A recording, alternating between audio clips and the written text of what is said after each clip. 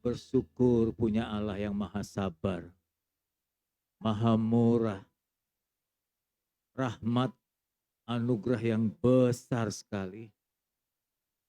Tuhan bukan pendendam, Tuhan maha pengampun. Selama anak-anakmu mau bertobat dan berubah hidup ya Tuhan. Terima kasih kami punya Bapak bukan cuma Allah, tapi Bapak yang sangat baik.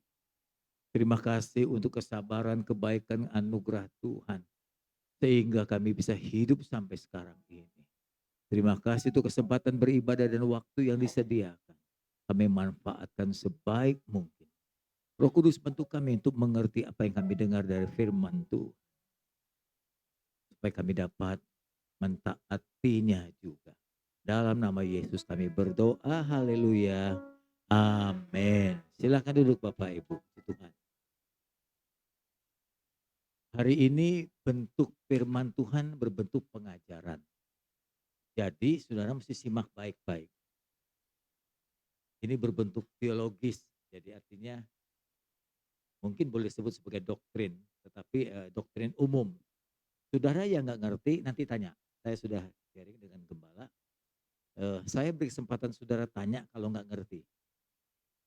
Intinya khotbah saya ini adalah mengajar beberapa bagian doktrin-doktrin yang banyak diajarkan gereja-gereja.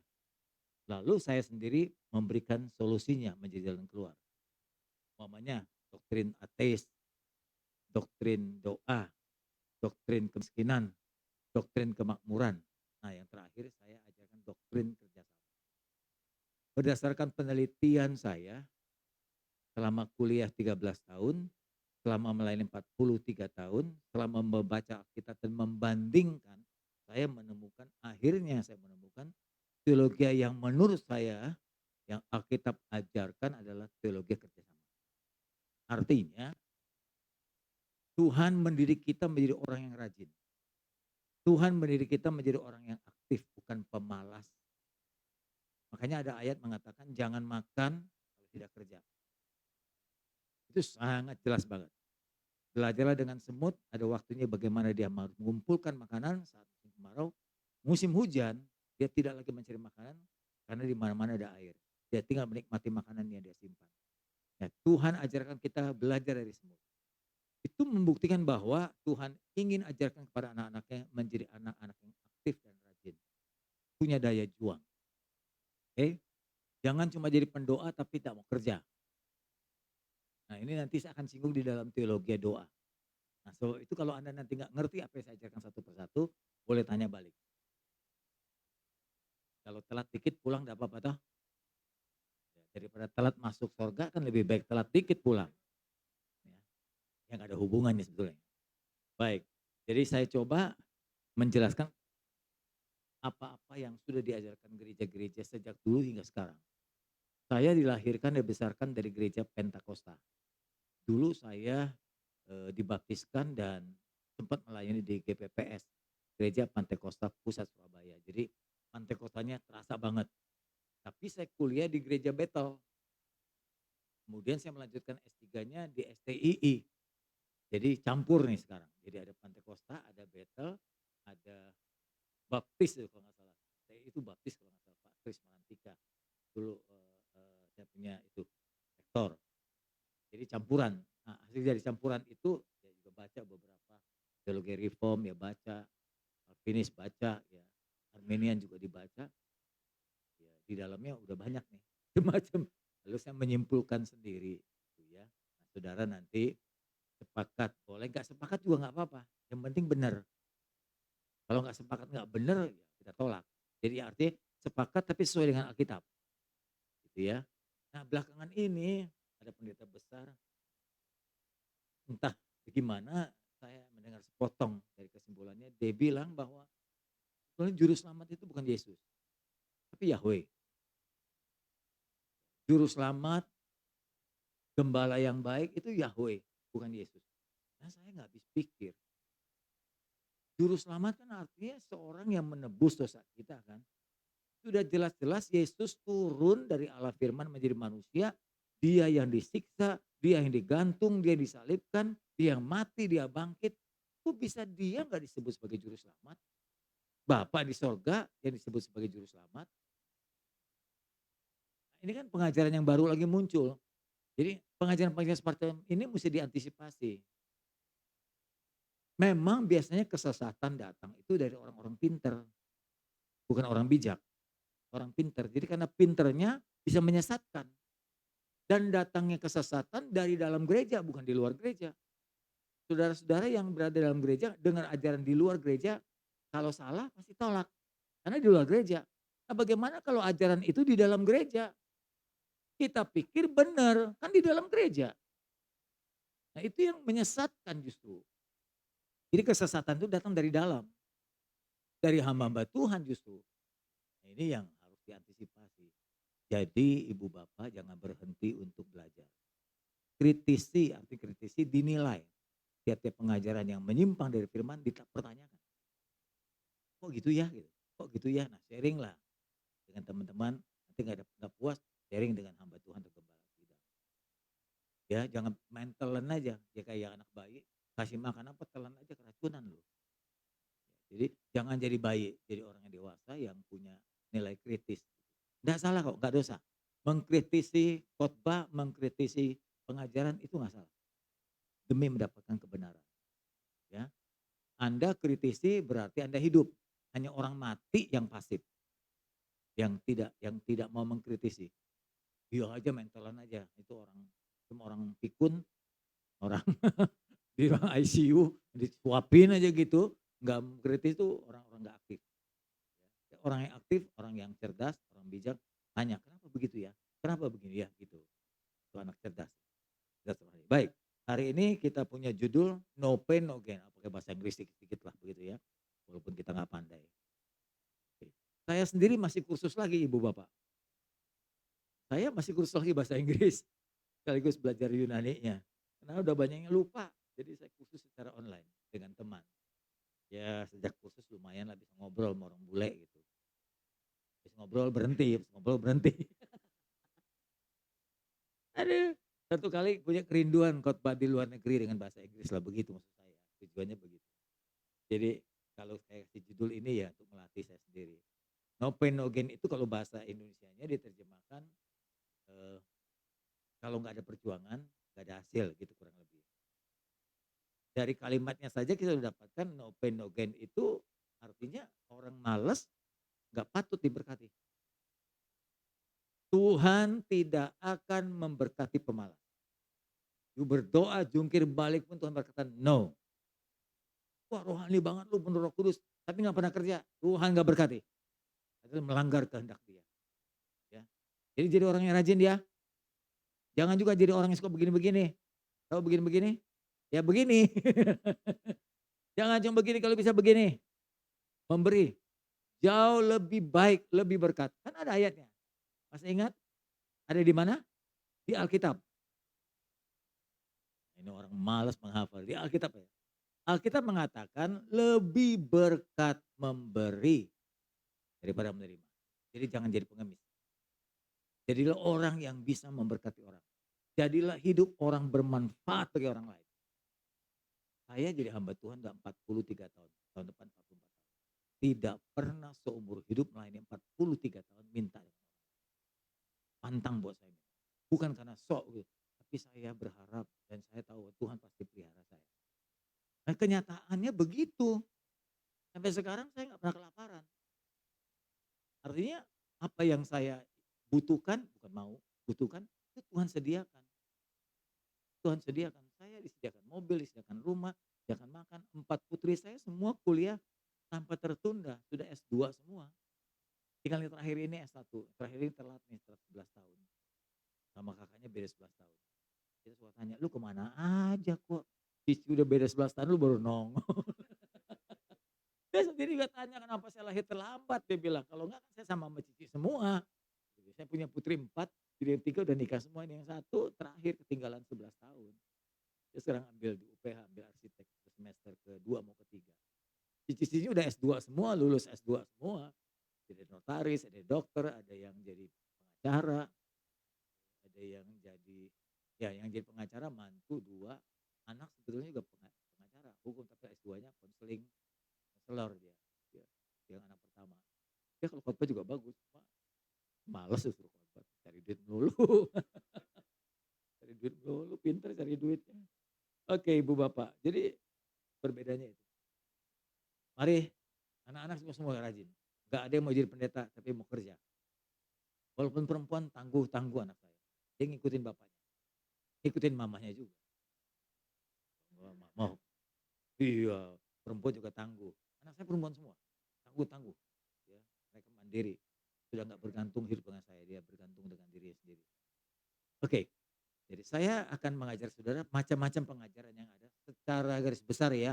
Kalau detailnya bisa 2 minggu saya khotbah. Tapi secara garis besar mungkin 1 jam cukup untuk Anda. Baik, no pain no gain itu kalau bahasa Indonesianya ada juga yang sejajar. Yaitu berakit-rakit ke hulu, berenang-renang ke tepian. Bersakit-sakit dahulu, baru bersenang-senang kemudian.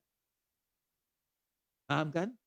Jadi kalau mau kaya, ya kerja, berjuang, jangan putus asa, jatuh lagi, bangun lagi, begitu. Ya, jatuh bangun. Lalu samping itu hidup agak hemat sedikit. Kalau belum kaya, hidup yang hemat. Kalau udah kaya, you mau royal terserah. Tapi kalau belum kaya, hidup hemat.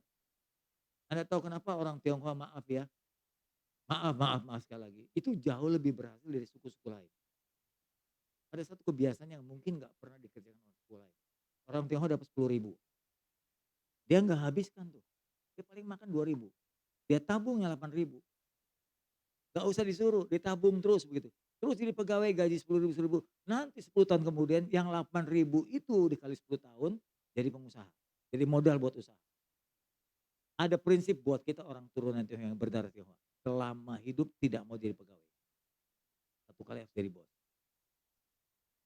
Saya bukan pengusaha. Dulu saya pekerja. Saya berkata satu kali saya menjadi pemimpin. Satu kali saya harus jadi pemimpin. Memimpin gereja. Dulu saya bekerja. Kalau saya jadi pegawai, saya berkata, sekarang saya pegawai. 10 tahun kemudian saya harus jadi pengusaha. Nah itu yang menyebabkan orang Tionghoa bisa maju. Coba kalau suku lain ikuti kebiasaan begini, pasti maju dah. Kalau orang lain yang enggak, dapat 100.000, dapat 1 juta, habisin. Atau dapat 1 juta, kumpulin, 5 tahun kawin lagi. Gitu. Lu kawin lagi 1 aja ngabisin uang belanja, kawin lagi kedua, habis. Dulu saya punya supir, maaf ya, supir saya istrinya 3, gajinya cuma 3 juta, istrinya 3, utang lu tiap hari. Bagaimana lu bisa maju? Yang diperbanyak bukan uang tapi diperbanyak istri. Nah buat orang Tionghoa tuh pantang begitu. Tapi kalau udah kaya, kemungkinan banyak bos-bos yang istri banyak, tapi kan udah kaya, nggak nyusahin orang gitu. Lu kok jadi supir istri 3 kan bagaimana ekonomi bisa maju gitu loh. Nah ini cuma contoh saja, jangan ditiru maksud saya ya. Nah pepatah ini mengarah juga ke sana. Jadi kalau mau senang sakit-sakit dulu, berjuang dulu. Berjuang ya, berakit-rakit nggak usah pakai motor butul belum bisa beli, beli bambu dulu. Rakit, sudah sampai sana baru saya senang-senang. Paham ya? Oke. Pepatah di Alkitab juga menyebutkan hal yang sama Bapak Ibu. Setiap kita dapatkan sesuatu ada harga yang dibayar. Tidak ada dalam hidup itu gratis. Tolong jemaat Tuhan di sini, maaf tidak ada maksud apapun, saya nggak tahu keadaan Anda sesungguhnya seperti apa.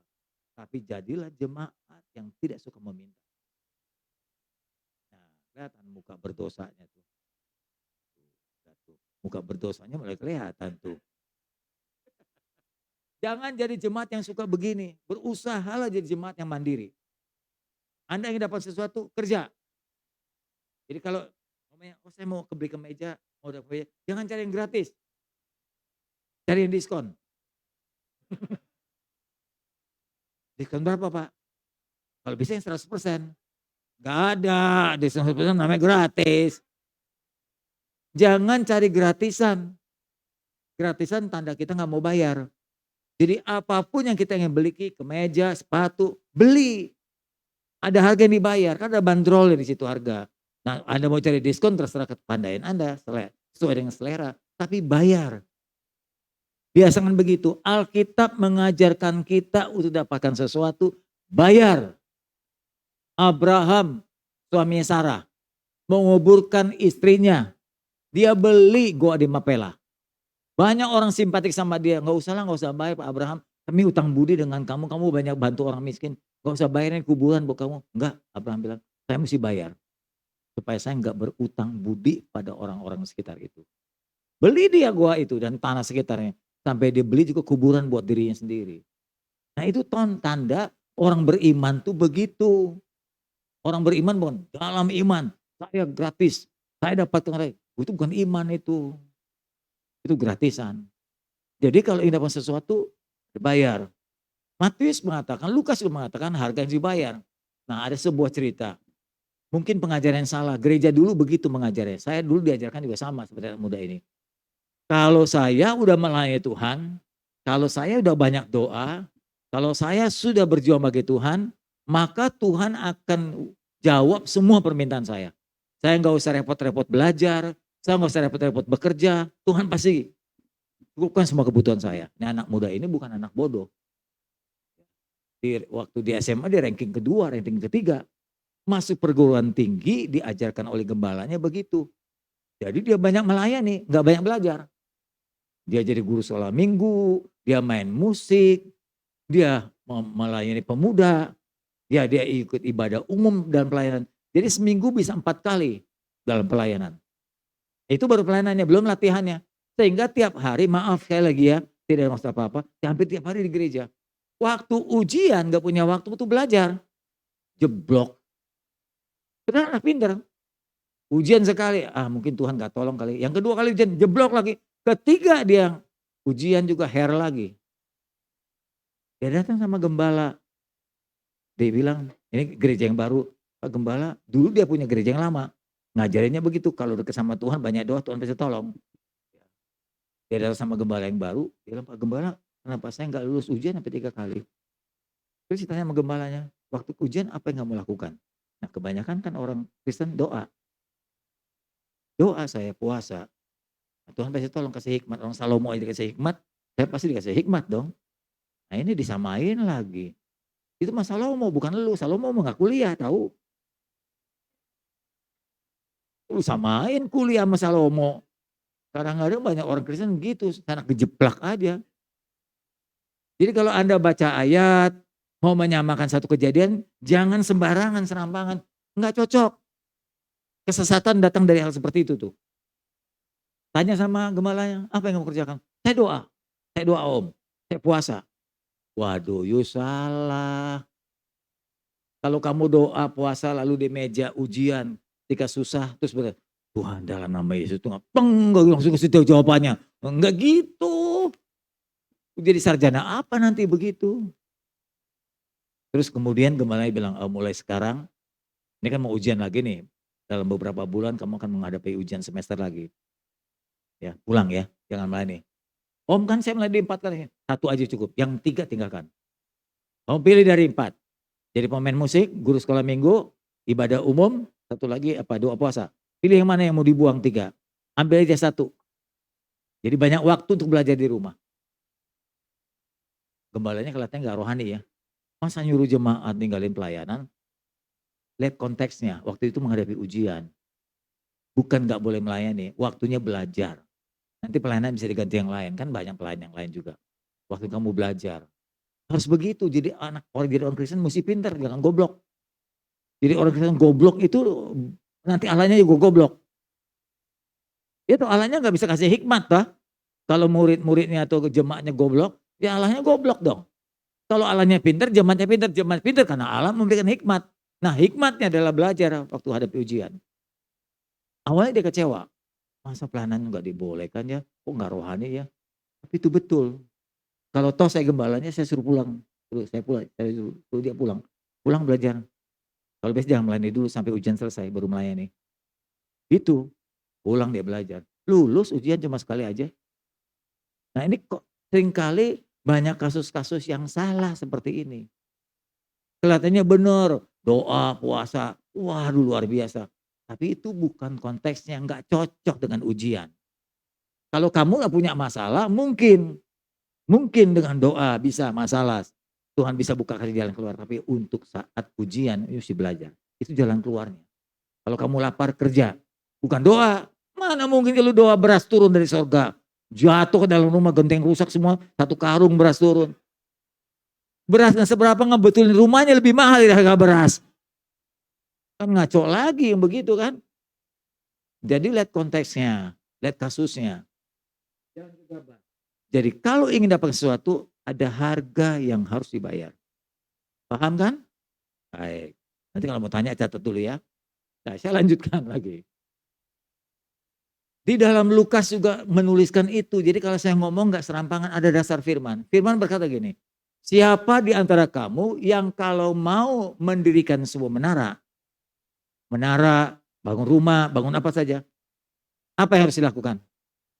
Hitung. Ini bangun menara, tolong, lu nggak bisa hitung. Tanya arsitek, tanya sipil, insinyur sipil. Tanya nih, kalau saya bangun begini kira-kira berapa biaya? Nah, lu punya uang berapa? Begitu harusnya. Ya, duduk dulu membuat anggaran, hitung biayanya. Cukup nggak tak uangmu untuk menyelesaikan pekerjaan itu?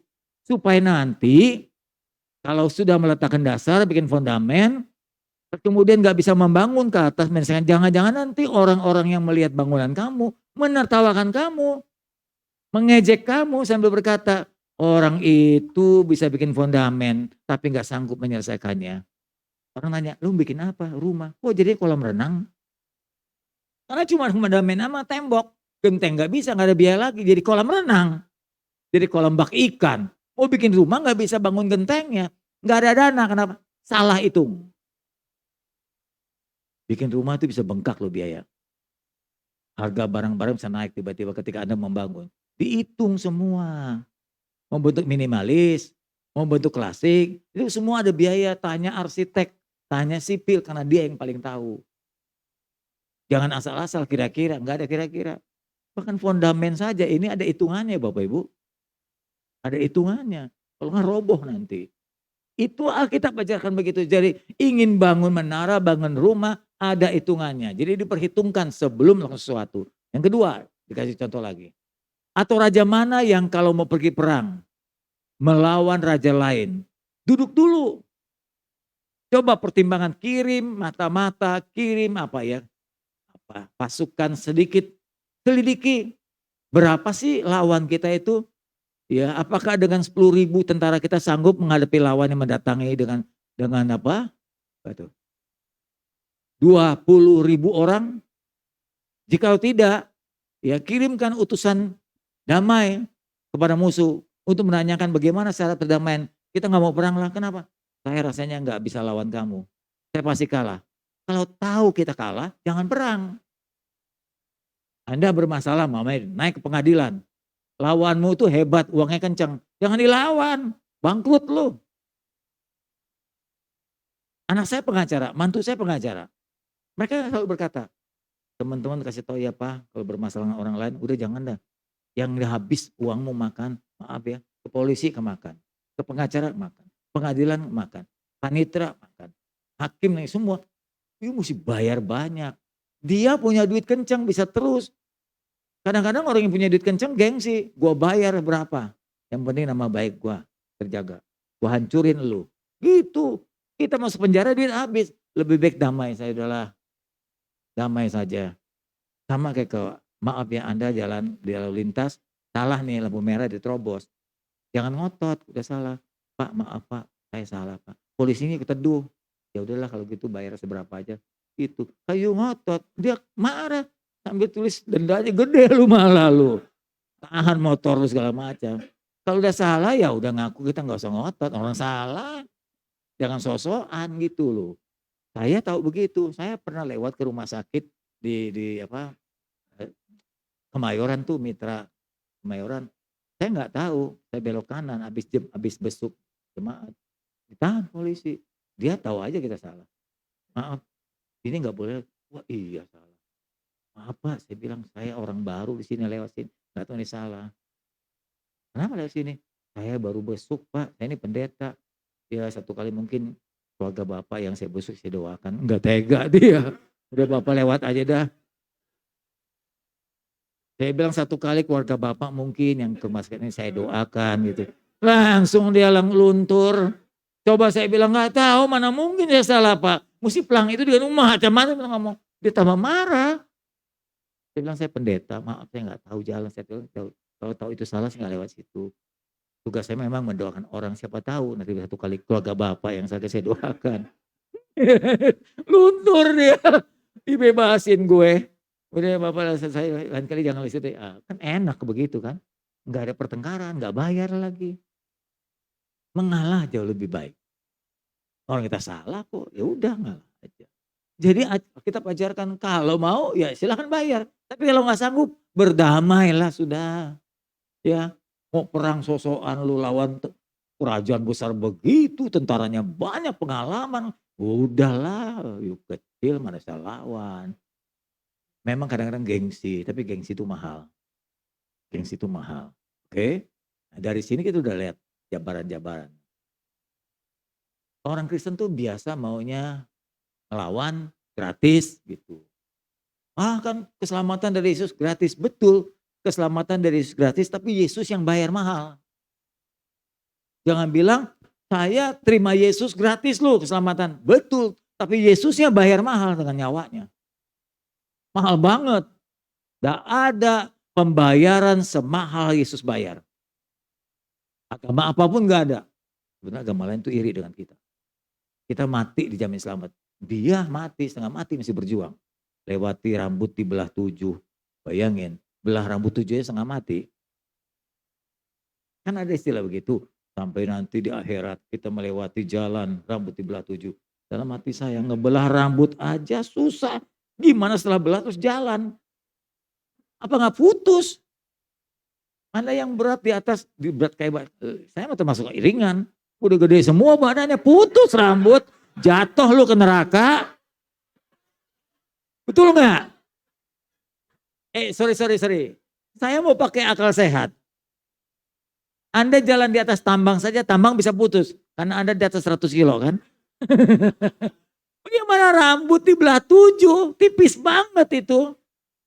Ya jalan mau menuju surga melewati neraka harus dengan rambut dibelah 7, putus. Artinya nggak bakal mungkin lu ke surga lewatin rambut. Itu cuma teori aja. Tapi dengan perkataannya, lu nggak bakal sampai ke seberang sana, rambut jalanannya, jembatannya dari rambut yang gampang putus. Itu kan suatu yang mustahil.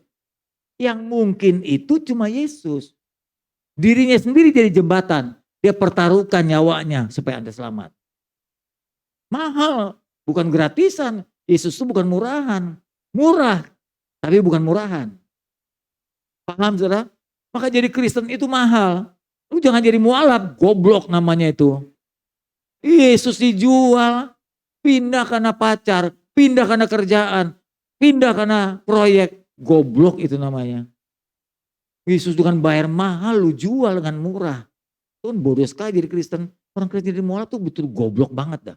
Goblok di bawah goblok, akhirnya udah jongkok tengkurap lagi dia. Sungguh. Bayangin udah mahal banget, coba lihat. Dengan salib ini mahal banget Yesus. Itu nyawa Allah, bukan nyawa manusia biasa. Yang dikorbankan tuh nyawa Allah. Udah gak ada tandingannya. Nah kita karena kebiasaan ingin murah, gratis, sampai kita anggap, Yesus mah murah lah, gampang. Kita tuker aja gitu, kayak Yudas Iskariot. Tuker dengan 30 keping perak. Akhirnya nyesel bunuh diri. Kebiasaan gratis itu kayak gitu. 1 kali saya punya lihat pengalaman seorang mungkin dari kampung kali ya, restoran. Dia kan nggak bisa baca makanan Jepang.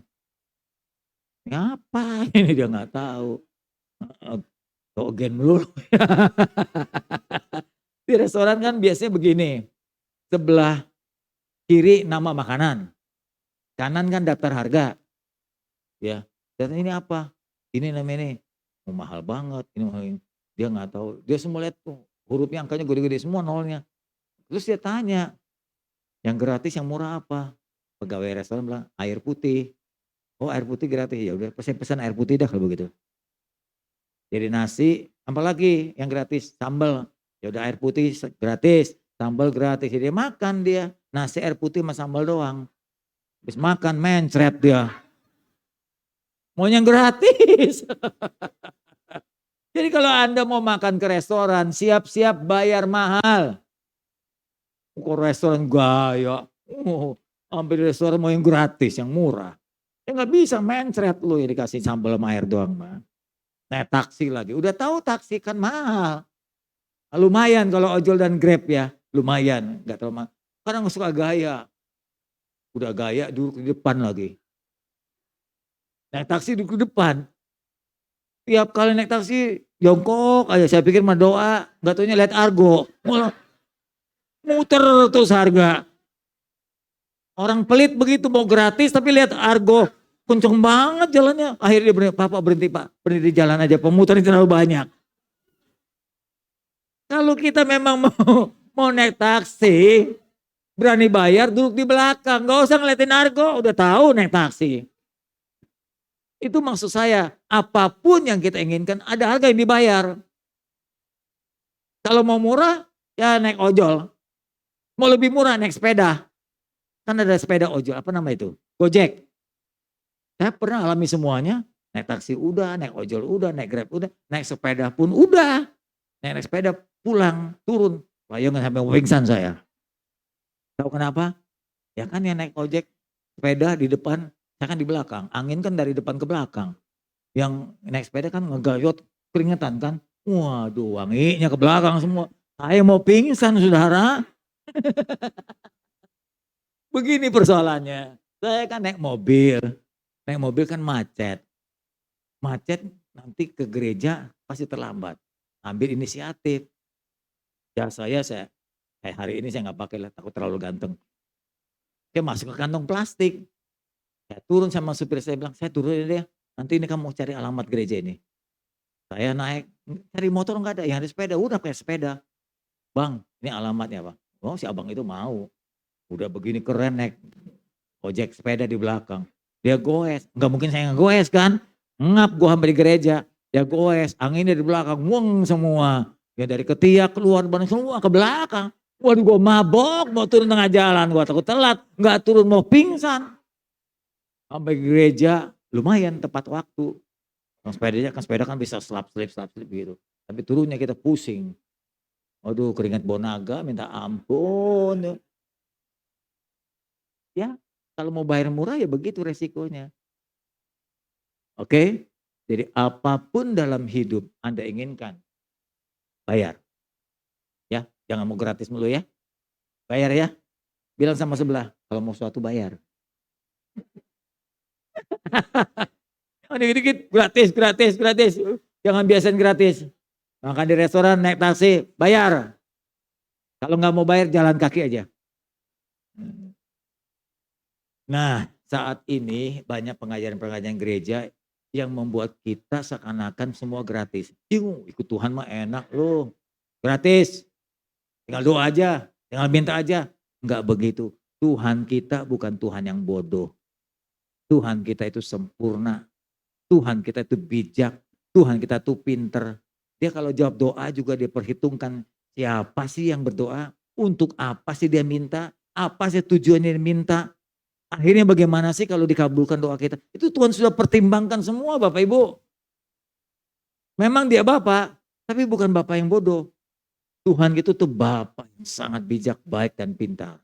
Hati-hati terhadap pengajaran yang gak benar ya. Orang berpikir, oh jadi Kristen gampang kaya. Nanti diberkati Tuhan, tinggal doa aja. Gak usah kerja, doa aja terus doa.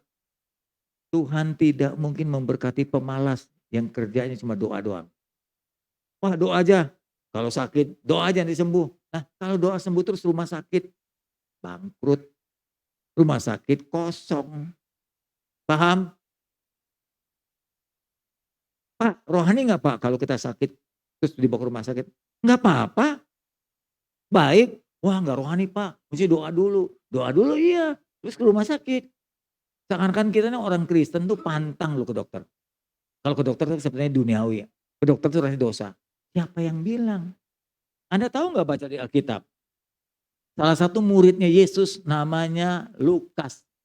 Tahu Lukas? Injil Lukas. Itu dokter. Tabib. Dulu sebut tabib, sekarang disebut dokter. Tuhan ambil dokter jadi muridnya. Berarti Tuhan gak pantang sama dokter. Kalau dia alergi, "Oh, lu dokter nggak bisa jadi murid gua." Nggak gitu. Dari nelayan, dokter, ahli filsafat. Ahli filsafat itu Yohanes. Ahli filsafat yang duniawi dipakai Tuhan juga. Makanya firman Tuhannya bagus. Pada mulanya adalah firman itu bersama. Itu kan filsafat banget. Tapi bagus isinya. Kalau Lukas dokter kronologis dibuatnya. Habis ini, sini ini gitu. Nah Matius agak acak-acakan sama Markus. Karena dia cuma nelayan. Tapi tetap bagus. Ada kuasanya. Semua orang bisa dipakai Tuhan. Tuhan gak pantang, yang penting sungguh-sungguh. Nah, jadi Kristen jangan cuma selalu doa. Kalau memang sakit, gak doa gak sembuh, ya udah ke rumah sakit dong. Kalau enggak dokter nganggur semua. Orang udah kuliah. Anak saya jadi dokter umum saja, itu 8 tahun Bapak Ibu. Kuliah di Untar, 5 tahun baru jadi divisi jadi dokter. Kemudian koas 2 tahun. Bukan koas ini ya, ngecat bukan, koasisten itu. Jadi artinya jadi asisten dokter. Jadi dia ngikutin dokter, ikutin praktek 2 tahun. Udah 7 tahun. Kemudian PTT 1 tahun, 8 tahun baru bisa buka praktek. Karena dia nggak mau buka praktek dokter umum kan, maaf ya, uangnya kecil, recehan paling 40.000, 30.000 gitu. Nah dia ambil kursus lagi, estetika jadi kecantikan. Jadi Anda ibu-ibu yang merasa jelek, ingin cantik, datang ke anak saya. Buka klinik dia sekarang. Jadi keluar dari klinik, anak saya pasti cantik ntar. Ditariklah dagunya, tariklah hidungnya. Pakai benang lah, bulu matanya kayak tanduk manjangan. Gitu. Pasti berubah nanti ketika suaminya, "Kamu siapa ya mama?" Gitu. Berubah semua. Bulu mata berubah, pipi berubah, hidung berubah. Ya, kulit juga lebih kinclong gitu. Nah, itu ahlinya anak saya sekarang. Dia buka klinik di Citra 8. Promosi sekalian mumpung di mimbar. Nah, Vera tanya bentar sini. Bapak Ibu, jadi menjadi itu saja kursusnya beberapa tahun baru dapat beberapa sertifikat. Untung latar belakangnya dokter jadi orang percaya. Kalau orang biasa kan nggak bisa. Jadi dokter saja untuk praktek umum 8 tahun. Ambil spesialis lagi, namanya ahli jantung, ahli saraf, ahli tulang, 4 tahun lagi. Itu baru jadi, terus praktek belum pengalaman, praktek lagi 4 tahun, 12 tahun. Jadi dokter itu. Jadi kalau dokter nggak dipakai, kecewa dia. Sekolah belasan tahun nggak dipakai, semua mau doa, doa aja. Tuhan nggak mau, bagi-bagi dong ada Tuhan. Jadi Tuhan izinkan doa nggak sembuh, ya ke dokter. Murid Tuhan juga dokter, dokternya juga dipakai Tuhan. Mereka pakai alam, ya obat kan pakai alam semua, buah-buahan, sayur-sayuran, semua ciptaan Tuhan. Setuju? Jadi dokter itu bukan dukun. Kalau dukun Tuhan gak suka, karena bertentangan kuasanya. Tapi kalau dokter pakai ini akal budi. Apa dasarnya? Tuhan berkata, kasihlah Tuhan Allahmu dengan segenap hatimu, dengan segenap kekuatanmu, dengan segenap akal jiwa dan akal budimu. Jadi dokter itu benar, pakai akal budi dia. Gak melanggar firman. Bayangin tadi, pakai akal budi 8 tahun baru S1, S2, 12 tahun akal budi dipakai. Itu pun gak langsung laku. Tunggu populer dulu, butuh lagi 4 tahun. Jadi berapa tahun tuh? Udah tua baru bisa menghasilkan uang. Jadi dokter itu berjadi lelah ibu bapak. Pakai dia juga, oke? Nah, Pak, saya minta Pak. Saya percaya mujizat Mas ya. Saya juga percaya mujizat ada, tapi mujizat nggak sembarangan diberikan. Tergantung kehendak Tuhan. Yang paling tahu kapan mujizatnya itu diberikan. Tidak mungkin diberikan kepada pemalas. Mujizat diberikan kepada orang yang suka berjuang. Pengajaran pertama. Nah, kalau Anda mendapat pengajaran yang salah, Anda jadi bersikap salah. Contoh saja. Wah, saya percaya dengan doa semua selesai. Nah, Anda kerjanya doa terus, jadi pemalas. Jadi nggak suka bekerja, nggak suka berjuang. Jadi miskin loh. Gara-gara pandangan salah, hidup jadi sengsara. Jadi miskin. Kenapa? Karena pandangannya cuma doa aja, nggak kerja-kerja. Ya miskin. Maka itu dengan pengajaran hari ini, kalau Anda dengan pengajaran yang benar, Anda jadi benar. Tapi kalau Anda dengan pengajaran salah, jadi salah hidupnya. Nah, pengajaran salah begini, yang pertama. Yang saya sebut dengan teologi atau ajaran lah. Kalau keren kalau pakai teologi. Ajaran pertama adalah ajaran ateis. Salah satunya itu orang terkenal tuh namanya Stephen Hawking tuh. Itu hebat banget itu orang, pinter tapi cacat. Yang di kursi roda tuh, dia sampai tahu lingkaran hitam di langit, dia bisa hitung semua karena terlalu pinternya, tapi nggak percaya Tuhan. Jadi ada orang pinter jadi ateis, ada orang pinter percaya Tuhan. Ya ini salah satunya. Saya pernah jumpa orang ateis seperti ini. Saya waktu itu makan di Mangga Besar. Tahu kebun kelapa, turunannya itu ada orang yang jual makanan kafe. Dulu terkenal yo di Kelapa Gading, di kebun kelapa. Bawahnya itu ada pom bensin. Saya duduk di situ makan, di depan saya orang Surabaya, engko-engko, Chinese. Nggak tahu pengusaha. Waktu itu Sabtu malam, jadi saya makan di seberang saya juga makan. Salam kok, salam, iya. Dari mana kok? Saya bilang. Dia bilang Surabaya. Oh, ke Jakarta ini? Iya, bisnis. Dia bilang, oh iya. Besok ke gereja dong. Saya pikir kan orang Surabaya rata-rata Kristen. Tionghoa kan. Terus dia langsung jawab, untuk apa ke gereja? Dia bilang, buang waktu. 2-3 jam di gereja, lalu kasih kolekte lagi. Ngapain dia bilang? Waktu segitu buat kerja. Loh memang kok Kristen? Oh enggak, saya nggak kenal Tuhan. Saya nggak percaya Tuhan. Kalau saya sekarang bisnis saya berhasil, itu karena keringat saya, jerih lelah saya. Nggak ada Tuhan dia bilang di dunia ini. Semua tergantung diri sendiri. Tuhan itu adalah diri saya. Saya Tuhan bagi diri saya sendiri. Nah Anda yang dengar gini kan jengkel. Ini orang ateis nih. Nggak percaya Tuhan dia. Jadi saya diberkati, saya berjuang karena keringat saya, itu betul. Tapi separoh betulnya. Hidup lu, nyawa lu, kesehatan lu dari mana? Nyawa memang udah bisa dapatkan sendiri. Dari mana nyawa? Toko-toko di mall pun gak ada yang jual nyawa.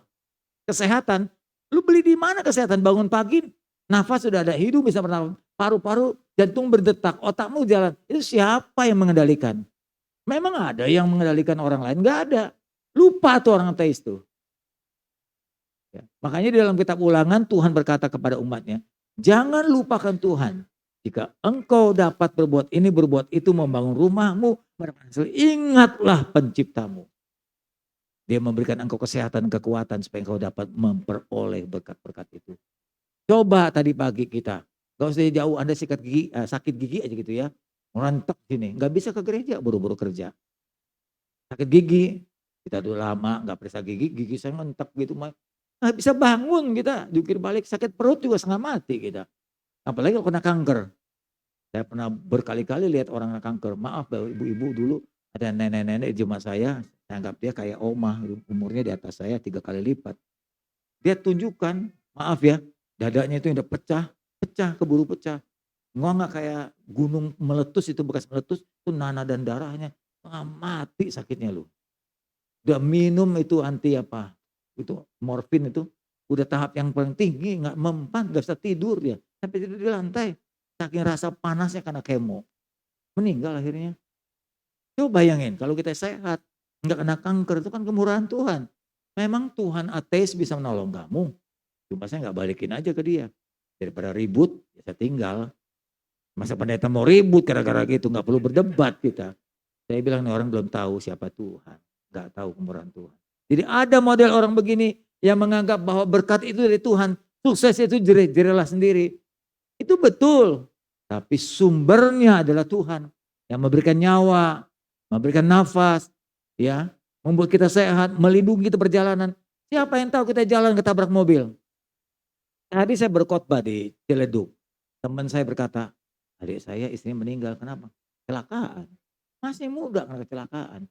Adik saya kecelakaan juga, umur 23 tahun.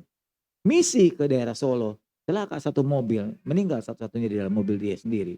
Yang lain rusuknya masuk sini, paha kaki tulang kayak naik ke atas, masih hidup. Tapi siapa yang nyana bisa pulang dalam usia muda? Kalau Anda dan saya masih hidup itu karena kemurahan Tuhan. Itu Tuhan masih beri kesempatan kita untuk melayani. Jangan seperti orang ateis. Wah Tuhan gak ada, Tuhan gak terlibat, semua karena saya semua, sombong banget kita. Orang yang tidak mau ke gereja menganggap dirinya Tuhan. Dia bilangnya, saya gak perlu ke gereja, gak ada Tuhan.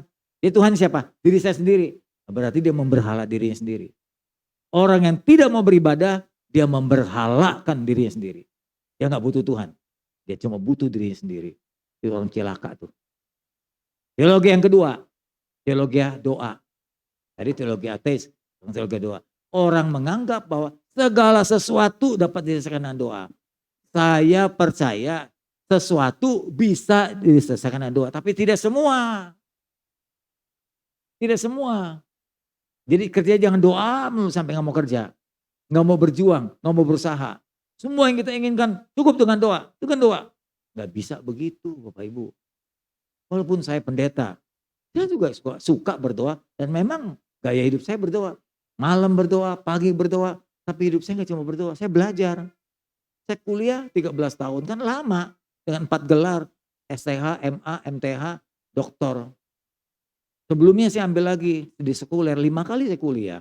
Jadi yang berdiri di sini bukan orang goblok, yang cuma doa, doa melulu gitu. Enggak, kita belajar banyak. Jadi kalau kita bicara punya dasar yang kuat, gak serampangan gitu, dapat bertanggung jawab. Banyak buku yang kita baca, banyak berita yang kita simak. Gitu. Ya Bapak Ibu, kan kita kan jadi orang tua juga. Anak-anak bertanya sama kita, kalau bapaknya goblok, anaknya gimana mau nanya? Dulu saya punya supir. Maaf ya, supir saya cuma kelas 3 SD berhenti. Anaknya tiap kali tanya, bapaknya bilang, "Apa nggak bisa, apa nggak bisa." Terus dia bilang ke saya, "Kalau Pak Samsul gimana?" Semua pertanyaan anak saya jawab. Kenapa bisa gitu? Ya karena saya sekolah. Jadi semua yang ditanyakan anak saya jawab. Karena saya lebih tahu dulu sebelum anak saya. Ya, saya kan ngajar juga, pernah jadi guru juga, pernah jadi dosen juga. Jadi anak beruntung kalau punya papa yang pinter. Coba anak punya papa, maaf ya, punya papa yang nggak beruntung begitu. Mau nanya ke orang tua susah, nanya ke guru malu takut dimarahin, nanya ke temen nggak dijawab. Kasihan tuh anak sengsara. Maaf Mas sekali lagi, anak saya perempuan. Saya punya prinsip, anak perempuan pun harus lulus S2. Anak saya semua rata-rata S2. "Pak, kan Bapak anaknya akhirnya nanti nggak kerja sesuai dengan kuliahnya." "Nggak apa-apa, jadi ibu yang hebat." Anak saya yang kedua kan dokter. Ya dia akhirnya nggak praktek di rumah sakit tapi bawa klinik. Anaknya diajar dengan hebat, anaknya jenius loh. Cucu saya tuh punya satu, tapi jenius loh. Dia sudah bisa menghafal angka, membaca sebelum sekolah. Tiap hari ngomong bahasa Inggris dengan mamanya di rumah. Di sekolah murid yang bisa bahasa Inggris cuma dia doang sendiri. Karena mama yang ngajar. Mamanya apa? Dokter. Jadi kan untung kalau punya mama pinter. Betul? Punya papa pinter. Dia sebelum belajar di sekolah udah belajar di rumah dia. Kan untung punya mama orang tua begitu kan. Jadi nggak ada salahnya belajar banyak. Ya jangan cuma doa, doa melulu. Nggak cukup. Bukan tidak perlu doa, doa perlu. Tapi belajar perlu, bekerja juga perlu. Teologi semacam ini salah. Ya, semua masalah selesaikan dengan doa. Enggak selalu. Ada kalanya kita mesti berjuang. Ada kalanya kita berhenti berdoa. Ayo sekarang berjuang. Dulu Yosafat diajar Tuhan. Udah cukup Yosafat. Jangan lagi berdoa. Ya. Coba lihat rakyatmu. Waktu siapa yang mengambil jarahan tuh, barang jarahan. Tengok jemaatmu. Tengok rakyatmu siapa yang berbuat salah. Jangan cuma doa melulu. Kamu kalah perang bukan karena kurang doa. Tapi di dalam rakyatmu ada yang buat salah. Cari dia. Jadi harus berjuang mencari. Ya. Doa kenapa harus pakai prinsipnya? Mungkin pakai ayat-ayat ini. Pak ayatnya kan begini Pak. Mintalah. Ada doa mintalah. Pengemis lagi. Maka akan diberikan kepadamu. Carilah. Kamu akan mendapat. Kan cari bukan cuma doa aja. Suruh cari juga. Ketoklah. Karena ada gerakan. Maka pintu akan dibuka bagimu. Setiap orang yang meminta. Nah dianggapnya berdoa tuh. Betul. Akan menerima. Setiap orang mencari akan mendapat. Setiap orang yang mengetuk akan dibuka pintu. Adakah dikasih ilustrasi? Seorang ya bapak yang anaknya minta roti dikasih batu. Minta ikan dikasih ular. Oh berarti hebat nih ya. Coba bandingin. Ini minta apa ini? Menurut saudara kira-kira tadi ayat Matius 7. Minta apa ini? Pak mau minta duit. Oke apa lagi? Minta berkat. Oke minta apa lagi? Kesembuhan. Oke tapi betul gak minta duit minta kesembuhan? Ternyata salah. Banding cari Lukas. Banding. Lukas 11 sama ayatnya. Oleh karena itu aku berkata kepadamu mintalah maka diberikan padamu. Kan sama kan sama Matius? Carilah kamu akan mendapat, ketuklah pintu dibuka bagimu. Setiap orang yang meminta menerima, setiap orang yang mencari mendapat, setiap orang yang mengetuk dibukakan pintu. Terus kita lanjutkan nih biar tahu. Bapa manakah di antara kamu jika minta ikan kepadanya akan diberikan ular pada anaknya ganti ikan itu. Atau minta telur, tambahan ini, akan memberikan kepadanya kalajengking. Kan sama tuh ayatnya dengan Matius tadi. Nah, lihat di bawahnya. Jadi jika kamu yang jahat, ya orang biasa lah, tahu bagaimana pemberian yang baik kepada anak-anaknya, apalagi Bapakmu di surga. Yang di surga, ia akan memberikan kepadamu apa? Roh Kudus. Bukan minta duit, bukan minta kesembuhan, tapi diberikan Roh Kudus. Jadi teksnya atau konteksnya atau kasusnya yang diminta itu adalah Allah sendiri. Minta bantuan Roh Kudus, tolong saya Roh Kudus. Bantu saya Roh Kudus. Bukan tolong Tuhan saya meminta duit, saya minta kesembuhan, saya minta berkat. Bukan itu. Matius 7 itu gak bicara berkat. Gak bicara kesembuhan. Tapi bicara yang diberikan itu Roh Kudus. Roh Kudus ada Roh Allah sendiri. Nanti Roh Allah yang datang kepadamu menuntun kamu untuk membantu menyelesaikan persoalanmu. Itu maksudnya begitu. Nah kalau baca firman itu gak dasarkan kasus, gak dasarkan konteksnya jadi salah. Kan banyak firman hamba Tuhan pakai ayat ini. Ternyata salah. Ayo mintalah akan diberikan. Yuk minta apa? Minta duit, salah, itu dikasih Roh Kudus. Jadi yuk minta bantu Roh Kudus menolong saya menyelesaikan kasus saya. Dengan kita mau bekerja sama di bagian terakhir. Jadi para teolog-teolog, para pengajar-pengajar doa itu salah menggunakan ayat. Lalu berikutnya lagi. Teologi yang lain, tadi udah 2 teologi ya. Teologi ateis, kedua teologi doa. Sekarang ketiga teologi miskin. Saya tanya saudara, orang miskin sama orang kaya lebih berdosa mana? Lebih banyak dosa yang mana? Orang miskin sama orang kaya? Kaya ya? Ini pasti orang miskin semua di sini nih. Dosanya sedikit lah, tapi hartanya juga sedikit. Kenapa orang kaya dosa lebih banyak? Saya belum tahu betul ini juga. Kenapa dosanya orang kaya lebih banyak menurut saudara?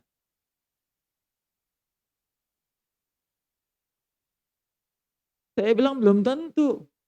Orang miskin mungkin lebih banyak dosanya. Yang banyak nyopet orang kaya atau orang miskin? Miskin. Yang banyak jambret orang kaya atau orang miskin? Mana mungkin orang kaya mau jambret? Orang dia punya kekayaan lebih daripada jambretannya. Yang banyak begal di tengah jalan motor orang, yang begal itu orang miskin orang kaya. Ada orang kaya mau begal. Dia punya mobil BMW, Mercy, Lamborghini, ngapain begal motor? Jadi mana lebih banyak berbuat dosa, orang miskin atau orang kaya? Miskin sekarang terbalik lagi. Oke. Tambahin lagi ya, jadi 30 menit ya. Udah ini sama gembala. Jadi teori-teori begini harus diperbaiki. Tapi dulu waktu saya masih di Pentakosta, sekarang kan saya masuk ke Bethel, teologinya beda. Miskin itu katanya suci. Makin miskin, makin menderita, makin suci. Makin kaya, ya, makin kaya, makin gelimang harta, oh itu dosanya banyak. Kaya itu duniawi katanya. Ah lu kebetulan miskin aja lu. Bilang orang kaya katanya duniawi. Kan Tuhannya mamon. Nah iyalah lu ada-ada aja lagi bikin alasan. Kalau bisa miskin kayak begini nih, kayak pengemis nih. Saya kebetulan di bawah. Nih kayak begini nih, tidurnya di gubuk. Bajunya jangan ganti-ganti. Kalau perlu jangan mandi. Tidurnya di gubuk. Gak ada yang lain. Nah itu baru suci. Amin. Salah. Amin aja lu. Salah. Emang lu pikir enak begini? Makanya seadanya, badannya kurus. Penyakitan ini pasti banyak sakitnya. Paling tidak TBC nih. Gimana makan sehat? WC juga berak kencing di tempat yang sama. Gak ada WC ini pasti. Bersemedi. Ya kayak orang-orang petapa. Yuk pikir petapa gitu lebih suci. Apa otaknya gak mikir? Emang namanya berdosa tangan. Otak juga bisa, hati juga bisa dosa. Menghayal yang gak benar. Dosa juga. Emang dosa cuma megang perempuan, sweet-sweet perempuan enggak. Lu mikirin perempuan jorok aja lu, juga dosa. Jangan anggap orang kaya duniawi, kan orang kaya banyak duitnya bisa main perempuan. Lu aja miskin nggak bisa bayar perempuan, kalau punya duit mah lu main perempuan juga kan sama. Ya toh gitu ya. Jadi bukan karena harta yang menyebabkan orang banyak dosa, tapi niat. Jangan anggap kalau orang kaya, woi dia penyembah mamon. Wah kita iri aja sama orang kaya. Kalau kita kaya kita nggak bilang begitu. Orang kaya nggak bagus, susah masuk surga. Ah gitu kan ada ayatnya. Betul. Tapi nggak semua orang kaya begitu. Katanya orang kaya masuk neraka alamat. Orang miskin Lazarus, badan penuh borok, masuk ke Firdaus. Jadi Anda mau pilih mana? Kaya atau miskin? Kaya masuk neraka, miskin masuk surga. Jadi mau pilih mana kita? Kan dasarnya ini. Enak aja kita serampangan ngambil ayat. Kan begitu kan ceritanya. Ada si kaya dan si miskin. Si miskin mati dibawa malaikat ke pangkuan Abraham di surga. Si kaya juga mati dibawa malaikat ke neraka. Ingat kan ceritanya? Jadi kita simpulin. Oh, kalau begitu kaya di dunia mati masuk neraka, miskin mati masuk surga. Nah sekarang lu pilih yang mana kalau gitu? Pilih mana? Kaya masuk neraka atau miskin masuk surga? Ya? Cukup masuk surga. Lumayan ya, lumayan. Pilihan ketiga tuh ya. Tadi kan 2, kaya masuk neraka, miskin masuk surga. Nah sekarang cukup masuk surga. Yang lain, kalau saya sih kaya masuk surga. Pak, emang ada orang kaya masuk surga? Emang gak ada? Ada dong. Abraham kaya nggak? Masuk surga nggak? Malah dia duluan masuk surga sebelum orang miskin. Orang miskin dulu di pangkuannya. Jadi Abraham duluan masuk surga. Abraham kaya nggak? Kaya. Ayub kaya nggak? Kaya. Masuk surga semua. Daud kaya nggak? Masuk surga. Samuel sih kaya masuk surga juga. Pak Daniel kaya masuk surga. Mendingan gua kaya masuk surga daripada miskin masuk surga.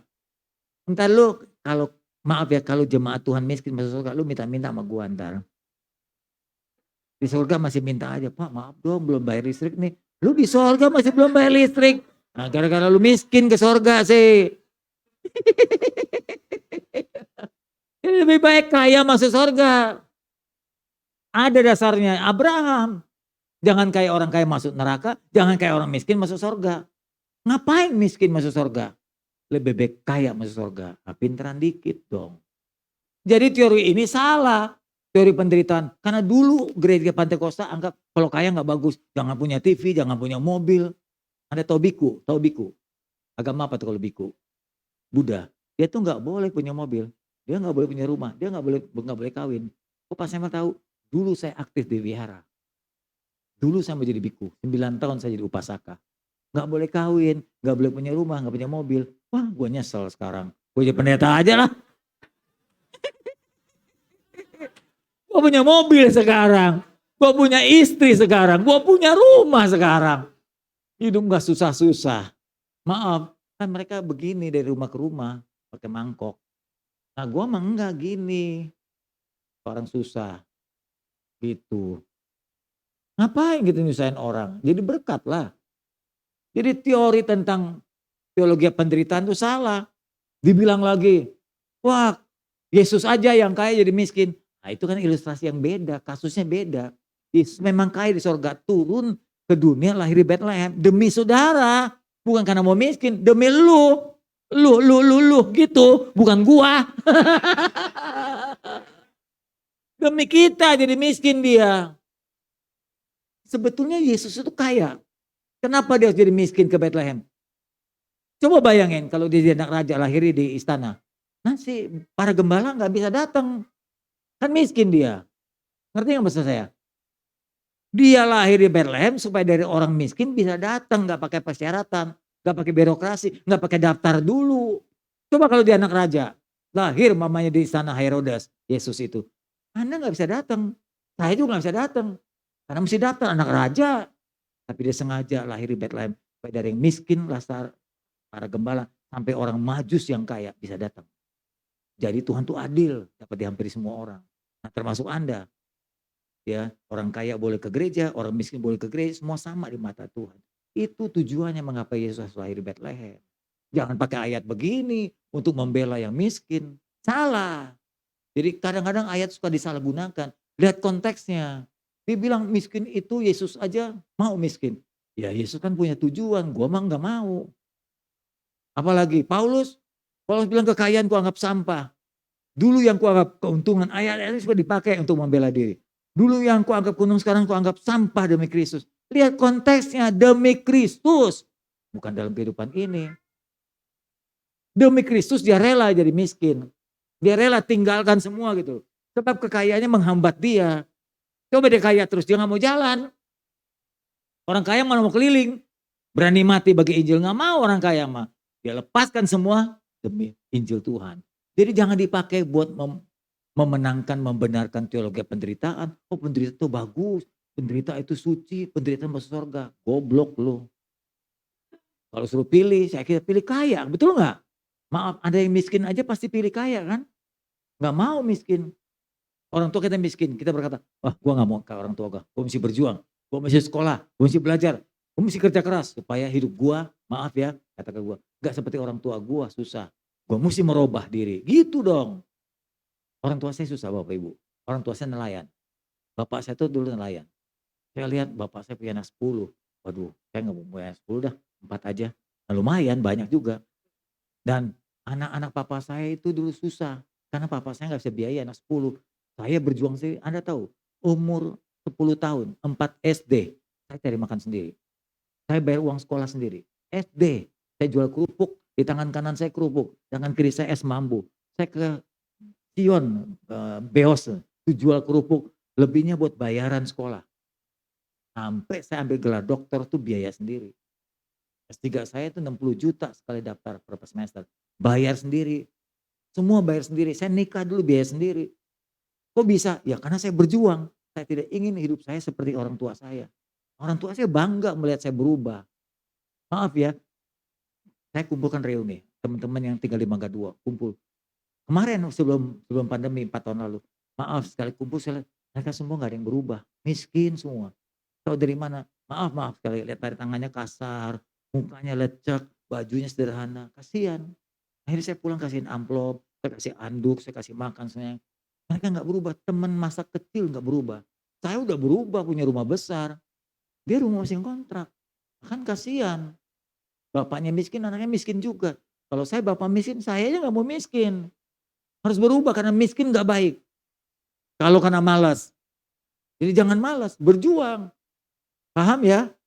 Ayo berjuang. Jangan dengan curang. Pasti Tuhan tolong. Saya buka sekolah sendiri, bukan les lah. Anda tahu bimbel? Bimbingan belajar. Tahun 70 saya udah buka bimbel sendiri. Belum pernah ada yang buka, saya buka sendiri. Saya ngajar anak SD, padahal saya masih SMP, ngajar anak SD. Saya SMP, ngajar anak SMP. Nah, Tuhan kasih hikmat. Di rumah saya bikin papan tulis sendiri, saya cat sendiri, saya bikin meja sendiri. Saya kumpulin murid 31 orang, satu orang cuma bayar 5.000. Jadi lumayan 31 orang 150.000. Dengan 150.000 saya bisa bayar uang kuliah. Pakai hikmat, cari uang. Jadi akhirnya saya nggak bodoh. Sekarang saya punya bekal titel. Dengan titel ini saya bisa khotbah, saya bisa ngajar. Hidup saya kan jadi nggak sengsara. Berubah hidup saya. Gitu loh ibu bapak. Harus berjuang. Harus berjuang. Harus punya daya juang. Jangan dengan teologi miskin kayak amin kan. Oh suci haleluya.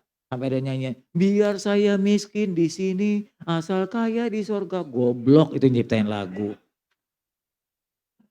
Jangan miskin di sini. Kaya di sorga. Di sini jangan susah. Di sorga apalagi. Itu. Paham ya? Baik. Teologi yang berikutnya. Ya, saya langsung saja ini. Udah ini pembelaan. Tuh jangan tidur supaya kamu tidak jatuh miskin. Kita juga bilang begitu. Ya, bukalah matamu dan aku akan makan sampai kenyang. Jadi kerja. Kekayaan menambah banyak sahabat. Iya, kalau orang kaya banyak temennya, orang miskin mah dijauhin. Waktu saya mulai diberkati, saya mah saudaranya Samuel tuh. Gitu. Banyak yang nganggap saya saudara dulu, saya miskin. Nggak ada saudara saya. Nggak ada saudara, nggak ada yang mau ngaku. Sekarang saya udah maaf ya mulai terkenal, ada berkat. Oh itu Samuel itu saudara kami. Dari mamanya, dari papa, dari mana-mana tuh. Ngaku saudara. Banyak sahabat kalau kaya. Yang bukan saudara pun ngaku saudara.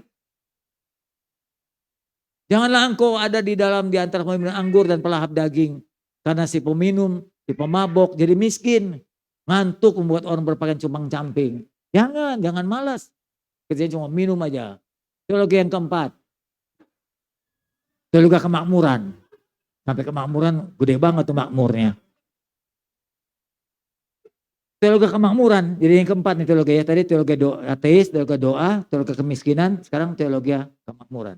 Ada gereja-gereja mengajarkan gini, orang Kristen harus kaya, kalau tidak kaya salah. Nah, ini salah lagi nih. Salah lagi. Pak, kalau saya nggak kaya memang saya dosa. Orang miskin berdosa? Enggak juga. Orang kaya suci? Enggak juga. Kebalikan yang tadi, kalau miskin suci, ini kaya suci. Kebalikannya, dua-duanya salah. Pak, saya harus kaya karena saya anak Tuhan.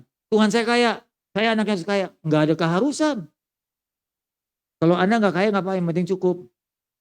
Pas gitu. Jadi pas mau beli mobil ada duit, pas mau beli rumah ada duit gitu. Ya Pak ya, pas-pas aja ya. Pak, kalau tidak kaya, sering sakit-sakitan, artinya banyak dosanya. Enggak juga, lu sembarangan aja. Karena dulu ada pendeta-pendeta ngajar begitu di persekutuan saya. Karena juga salah ngajar, dasarnya apa kamu begitu? Di masa saya dirasa bersalah. Di masa saya gue banyak yang miskin. Waktu dengar begitu, siapa yang miskin tidak pernah jadi kaya, berbulan-bulan, bertahun-tahun kaya, berarti banyak dosanya. Pulang dia ngadu sama saya. Nangis dia. Pak, saya dianggap banyak dosa, padahal saya nggak pernah buat apa-apa. Kenapa? Karena saya miskin. Siapa yang ngajarin? Itu pendeta itu. Saya telepon loh, Ibu Bapak. Saya telepon pendeta itu. Lu dapat pengajaran dari mana ngajarin begitu? Nggak ada kekuatan tuh ngajar gitu. Dasarnya apa? Kalau orang sakit banyak dosanya? Belum tentu.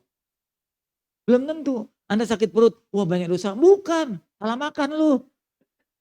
Lu banyak makan sambal, makan asem. Ya kan bisa salah makan kan? Bukan karena dosa salah makan. Ya. Atau makan sesuatu belum makan nasi umpamanya. Lu makan jeruk, makan kedongdong, makan sambal, tapi belum makan nasi, sakit perut. Bapak maaf ya, ini itu membuat kita tambah tahu. Jadi jangan anggap kena kutuk kalau banyak dosa, kalau banyak apa, sakit, terus nggak ada duit, kena kutuk. Nggak gitu, nggak selalu gitu. Jangan cepat menghakimi orang.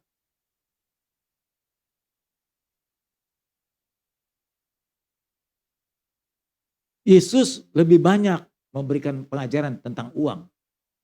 Dia daripada tentang sorga, tentang neraka, tentang seks. Karena uang itu penting. Kalau salah ngajar, ngawur. Contohnya gini, lihat ya, kenapa tidak selalu kaya itu baik? Tidak selalu. Kalau tidak kaya anak Tuhan itu dosa. Enggak juga. Karena Alkitab berkata, lebih mudah seekor ontak masuk lubang jarum daripada orang kaya masuk kerajaan surga. Jadi orang kaya juga bahaya. Maksudnya apa? Maksudnya kalau orang kaya itu enggak takut sama Tuhan, itu bahaya. Kaya boleh, tapi mesti cinta Tuhan. Kaya boleh, tapi mesti rohani rendah hati. Kaya cenderung bisa sombong. Itu maksudnya. Jadi mengapa dikatakan orang kaya susah masuk kerajaan surga? Karena cenderung tidak semua. Tahu lubang jarum? Yang mana? Yang ngejahit itu? Bukan. Ada ke Israel. Di Israel itu ada gerbang besar. Di gerbang besar ada pintu kecil. Pintunya itu setinggi saya. Onta kalau pagi keluar dari gerbang kota, itu lewat lubang jarum itu. Pintunya itu dibuka. Enggak semua dibuka. Karena kalau dibuka berat sekali tuh pintu gerbangnya. Itu dipakai buat perang dulu. Jadi kalau musuh mau masuk gak bisa karena pintunya berat. Pintu yang kecil ini lubang masuk, lubang jarum, namanya pintu lubang jarum. Ontaknya jongkok. Karena ontak kan tinggi, banyak barang-barang. Jadi waktu mau masuk lubang jarum, dia mesti jongkok, barangnya diturunin semua. Terus ontaknya didorong, kan bawahnya pasir, didorong ontaknya. Nah, baru dia lewat tuh. Susah. Dia bilang orang kaya kalau sombong lebih susah daripada onta. Sebab onta itu kalau masuk lubang jarum barangnya diturunin dulu supaya rendah hati. Jangan sombong. Orang kayanya suruh jongkok dulu, dorong pantatnya baru bisa masuk surga dia. Itu maksudnya ilustrasinya. Jadi kaya hati-hati bisa disombong. Ya, makanya Lukas katakan pasal yang ke-12, banyak orang kaya lupa. Dia bilang, "Tuhan, saya ini udah ngikutin semua hukum Taurat." Terus Tuhan bilang, "Kalau begitu pulang, jual hartamu, ikut aku." Nggak mau. Kalau orang miskin pasti mau. Orang miskin datang, "Tuhan, saya mau ke sorga." "Oke, pulang ya, jual hartamu." "Nggak apa-apa Tuhan, kalau nggak punya apa-apa gua, paling sepeda doang, gue jual sepeda mah nggak berat." Tapi kalau orang kaya, suruh jual hartanya susah. Makanya orang kaya cenderung bergantung sama kekayaan. Itu hati-hati juga itu maksudnya. Paham ya? Dan banyak akar kejahatan dalam hidup ini karena uang. Tukang parkir, preman-preman bisa berantem saling bunuh gara-gara uang parkir, karena lahan. Betul kan? Nah itu kan akar kejahatan. Jadi hati-hati, kekayaan juga bahaya. Miskin juga nggak enak, kaya harus hati-hati. Jangan mengabdi oleh dua tuan. Sambil percaya Tuhan, tapi juga percaya sama uang. Mengandalkan Tuhan, mengandalkan uang juga. Nah itu nggak bagus. Ya, jangan jadi hamba uang. Semua ditumpah pakai uang. Mau berteman lihat orang kaya. Kalau nggak kaya nggak mau berteman. Nggak boleh. Suruh ini lihat ada untungnya nggak ada untung nggak mau pergi. Layani ada duitnya nggak, kalau nggak ada duit nggak mau melayani. Hati-hati loh para pelayan Tuhan. Jadi jangan semua diukur pakai uang. Itu bahayanya kekayaan. Ya, makanya orang kaya yang begitu bisa gampang masuk neraka. Jadi yang benar gimana? Yang benar itu adalah kerjasama. Mungkin kerjasama ini saya mesti uraikan dan kesempatan karena waktu kita udah habis. Anda boleh tanya saat ini. Jadi sebetulnya Tuhan mau tolong kita. Dikatakan sungguhnya tangan Tuhan bukan kurang panjang untuk menolong. Telinganya tidak kurang tajam mendengar doa kita. Asal kita tidak berbuat dosa.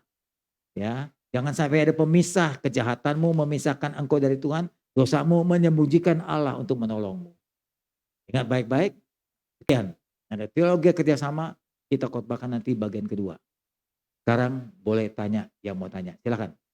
Sebelum saya doa. Sebelum saya tutup. Ada yang mau tanya? Silakan. Tadi ada doa, ada pengajaran ateis yang nggak mau, pengajaran doa, terus pengajaran kemiskinan dan pengajaran kekayaan. Ada yang mau tanya? Kalau jemaat diam cuma dua. Yang pertama dia nggak ngerti sama sekali, dia diam ya. "Ah, khotbah apa sih Bapak? Saya nggak ngerti, jadi saya nggak bisa tanya." Atau yang kedua sudah ngerti, "Ya Pak, saya paham, jadi saya nggak usah tanya." Nah, ada juga yang saya mau tanya Pak, karena ada beberapa bagian saya nggak ngerti. Silakan, saya mau tanya. Ada yang hah? Sambung teologi itu kerjasama. Kolektanya 3 kali dong kalau gitu. Pak Daniel, waktunya habis jadi teologi berikutnya yang kedua, yang terakhir dan contoh-contohnya nanti bagian kedua aja khotbahnya ya, karena waktunya udah habis. Saya udah digede-gedein tuh, 10 menit gitu. Jadi saya mesti ikut aturan. Oke, tanya saja, sekarang bagian tanya. Ada yang mau tanya? Jangan sungkan, nggak apa-apa. Walaupun pertanyaan saudara jelek, nggak bagus, nggak apa-apa kita terima.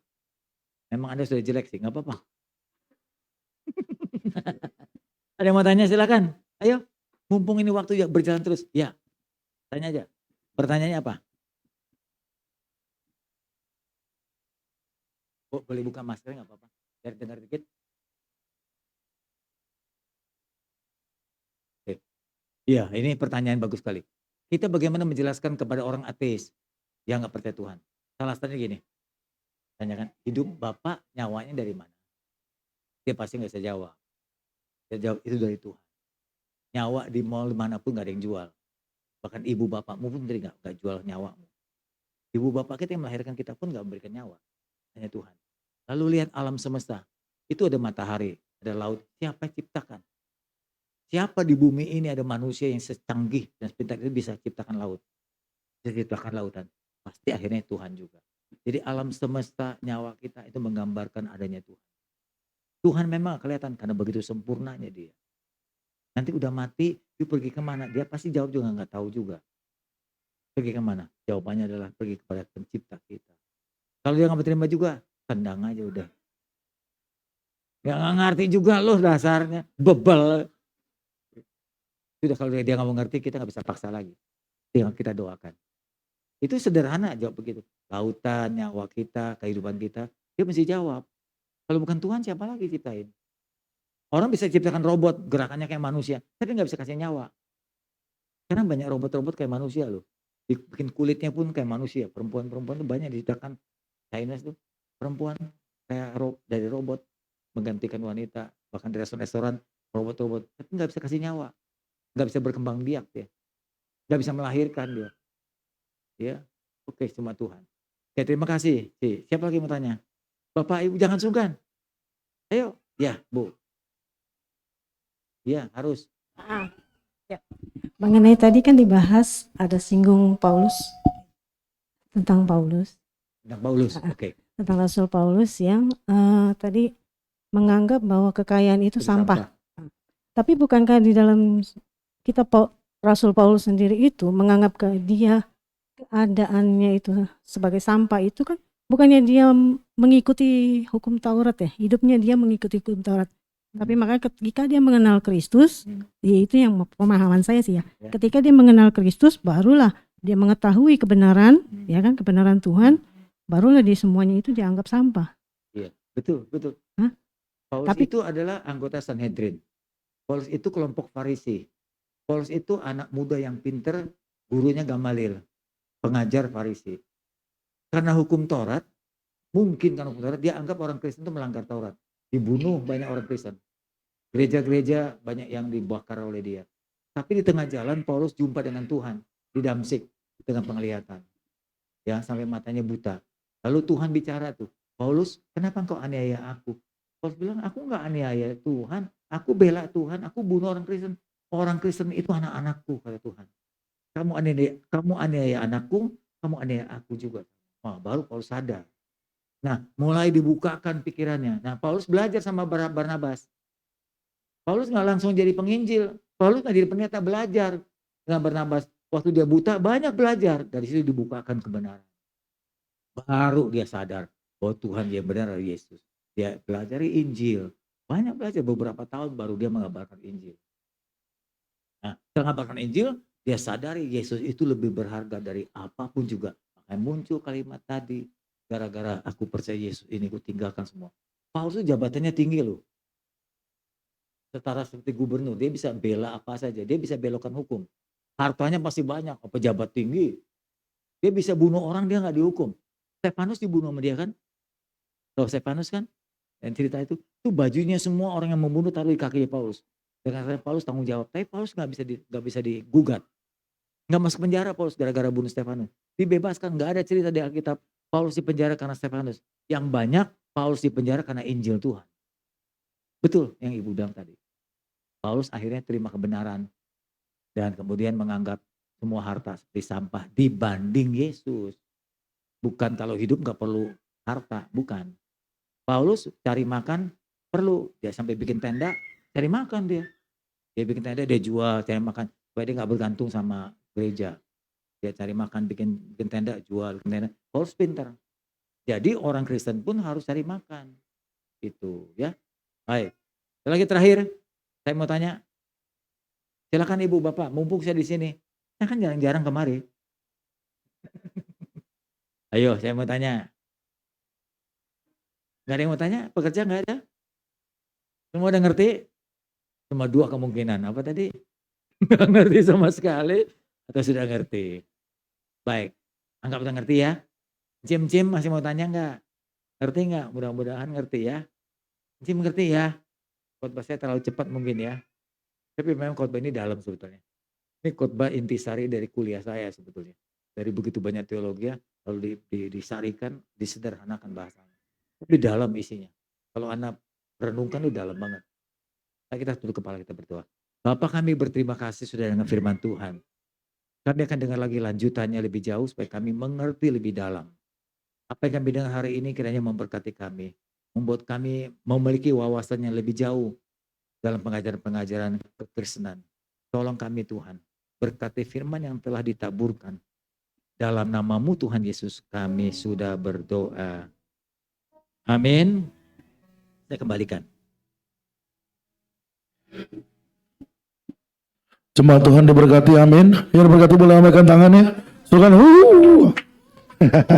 Terima kasih untuk Bapak Samuasi untuk pelayanannya. Tuhan berkati terus pelayanan berlimpah-limpah.